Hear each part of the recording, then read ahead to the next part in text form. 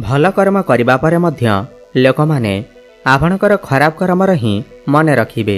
एथिपाई लोक कौन कहिबे एथिरे ध्यान दियंतु नाही, केवल आपणकर काम करंतु। नमस्कार बंधुगण, आपण मानंकु आमर ही चैनल को स्वागत। आज रही ज्योतिष कार्यक्रम मकर राशि व्यक्तिविशेष मानक पाई बहुत अधिक गुरुत्वपूर्ण अछि, काहेकि ना आपण माने समस्त जानिथिबे वर्ष 2025 शेष हेबाकु जाउअछि। तो वर्ष 2025 शेष 3 मास आपण मानकर जीवन रे कौन सबु बड़ परिवर्तन नहीं करे आसीबा, आपण मानकर भाग्य रे कौन सबु परिवर्तन हेबा, माने अक्टोबर, नवेम्बर एवं डिसेम्बर मास आपण मानकु केउ प्रकार फल प्रदान करिबा, काहेकि ना एही 3 मास मध्यरे बहुत बड़ बड़ ग्रह मानकर राशि परिवर्तन हेबाकु जाउअछि। सर्वप्रथमे तो देवगुरु बृहस्पति महापरिवर्तन करुछंती, मिथुन राशि बाहरी कर्कट राशि को चलन करुछंती एवं पुणी थरे बकरी होई करी मिथुन राशि को चलन करुछंती एवं आपणकर राशिर अधिपति शनिदेव मध्य बकरी अवस्थारू मार्गी अवस्था को आसुछंती। एहा सहित राहु, केतु, मंगल, सूर्य, बुध एवं शुक्रंकर मध्य राशि परिवर्तन हेउअछि, जहाँकि आपण मानकर जीवन रे बहुत बड़ बड़ परिवर्तन हेबार अछि। तेबे आसंतु जानिबा आगामी 3 मास मध्यरे आपण मानकर भाग्य रे कौन सब परिवर्तन हेबाकु जाउअछि। एहा परिबारु जदि आपणकर भी मकर राशि होई थाए एवं आपण भी ईश्वर को सच्चा हृदय रे भक्ति करुथांती, विश्वास करुथांती, तेबे एही भिडियोटी को लाइक करी कमेंट बॉक्स रे जय शनिदेव, जय माँ दुर्गा अवश्य लिखि दियंतु। बंधुगण, एही कार्यक्रम आपणकर जन्म राशि चंद्र राशि उपर आधारित। आपणकर द्वितीय भाव रे राहु विराजमान अछंती, तृतीय भाव रे आपणकर राशिर अधिपति शनिदेव विराजमान अछंती, आपणकर षष्ठ रे देवगुरु बृहस्पति एवं अष्टम भाव रे शुक्र एवं केतु विराजमान अछंती, आपणकर नवम भाव रे सूर्य विराजमान अछंती एवं दशम भाव रे मंगल एवं बुध विराजमान अछंती। यह हेउछि अक्टोबर मासर चार्ट। सबुठु प्रथमे आपणकर राशिर अधिपति शनि ठारू आरंभ करिबा। शनि वर्तमान आपणकर तृतीय भाव रे विराजमान अछंती। 28 नवेम्बर को शनिदेव बकरी अवस्थारू मार्गी चलन करिबे।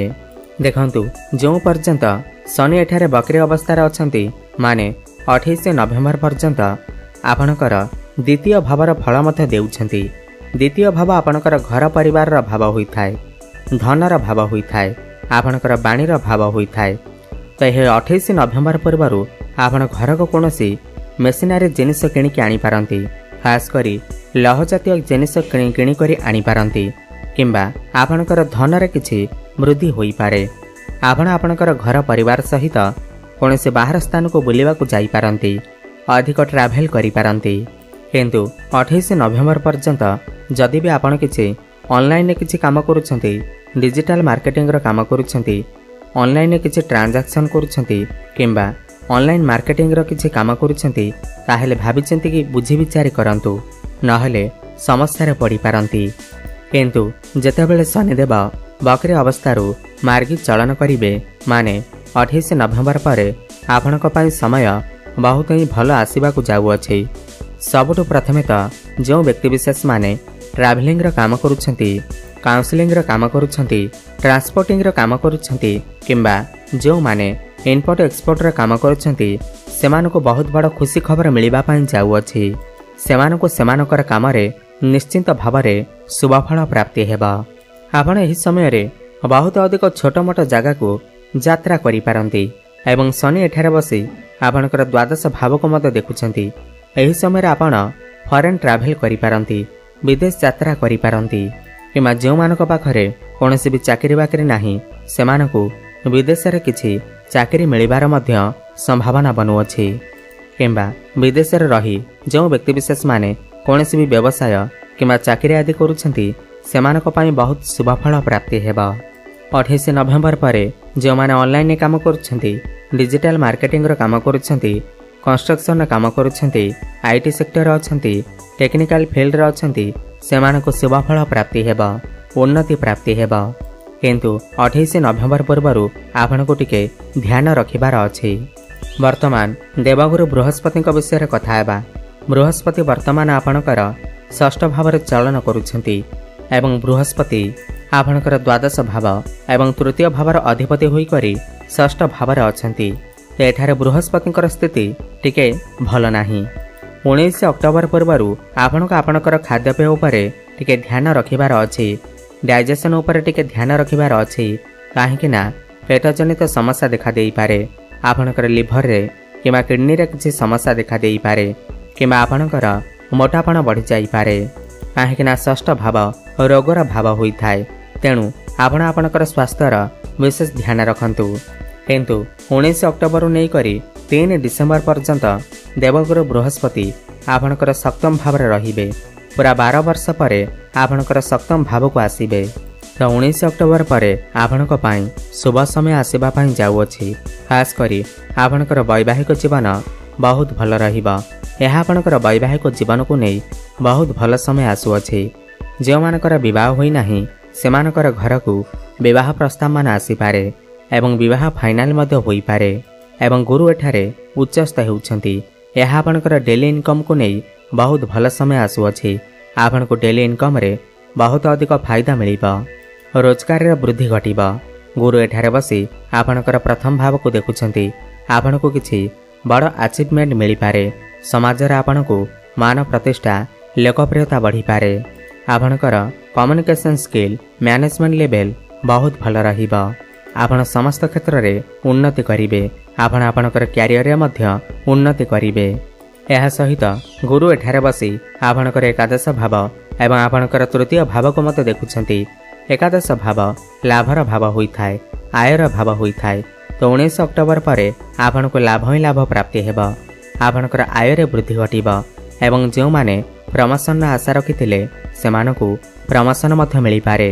एवं जो माने बेरोजगार अछंती सेमानकु नूतन चाकरी मध्य प्राप्ति होई पारे। बड़ भाई भौणी मानक सहित आपणकर संपर्क बहुत भल रहिबा।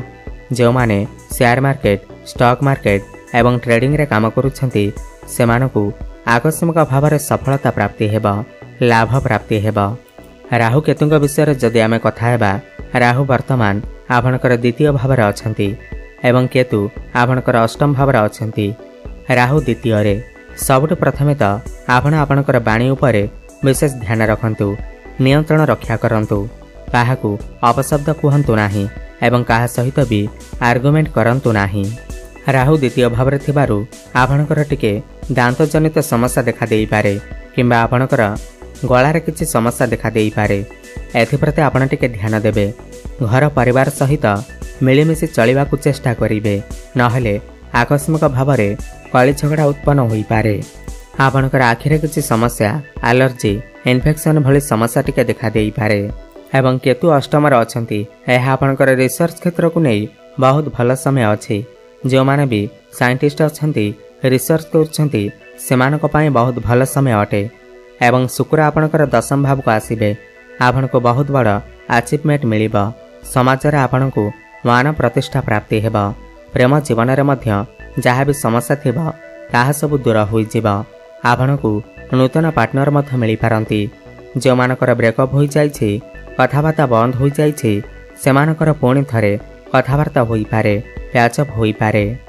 2 नवेम्बर नहीं करी 26 नवेम्बर पर्यंत आपण निजे देखिबे आपण आपणकर कैरियर रे बहुत अधिक ग्रोथ करिवे, उन्नति करिवे। एबे जानिबा किछि उपाय विषय रे जाहाकू करिबा द्वारा एही 3 मास रे जहाँ भी किछि अशुभ रहुअछि ताहा दूर होई पारिबा। सबुठ प्रथमे तो आपण शनिकर बीज मंत्र जप अवश्य करंतु।